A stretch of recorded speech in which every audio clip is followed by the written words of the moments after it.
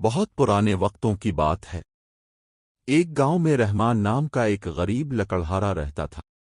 وہ جنگل سے لکڑیاں کاٹ کر بیچتا اور بمشکل اپنے گھر والوں کا پیٹ پالتا تھا۔ بیوی: رحمان، بچوں نے کل سے کچھ نہیں کھایا۔ رحمان: میں آج کچھ نہ کچھ لے کر ضرور آؤں گا۔ اللہ بڑا مہربان ہے۔ رحمان کلہاڑی لے کر گھنے جنگل کی طرف روانہ ہوا، مگر آج اس کے دل میں عجیب بے چینی تھی۔ رحمان دل میں: یا اللہ، آج میری مدد فرما۔ جیسے ہی وہ درخت کاٹ رہا تھا، اچانک اسے کسی کے آواز سنائی دی۔ رحمان پریشان ہو گیا اور سوچنے لگا، یہ آواز کیسی ہے؟ یہاں کون ہو سکتا ہے؟ رحمان نے آگے جا کر دیکھا، ایک بوڑھا شخص زخمی حالت میں پڑا تھا۔ بوڑھا: بیٹا، پانی، مجھے پانی دے دو۔ رحمان: گھبرائیں نہیں، میں ابھی لاتا ہوں۔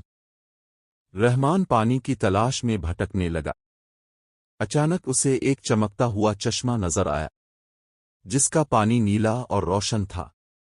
رحمان: یہ کیسا عجیب پانی ہے؟ رحمان نے وہ پانی بوڑھے کو پلایا، اور حیرت انگیز طور پر اس کے زخم فوراً بھر گئے۔ بوڑھا مسکرا کر: تم نے نیکی کی ہے، اب تمہیں انعام ملے گا۔ میں اس چشمے کا محافظ ہوں، یہ جادوئی ہے۔ جو بھی سچے دل سے کسی کی مدد کرے سے اس کا انعام ملتا ہے۔ بزرگ نے رحمان کو ایک چھوٹی سی بوتل دی۔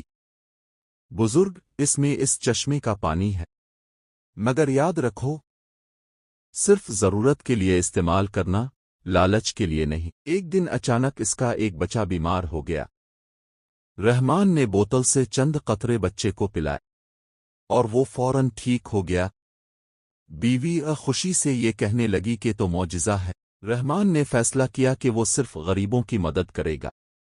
یہ اللہ کی امانت ہے، میں اسے صحیح جگہ استعمال کروں گا۔ وہ بیماروں کو ٹھیک کرنے لگا، اور پورے گاؤں میں خوشی پھیل گئی۔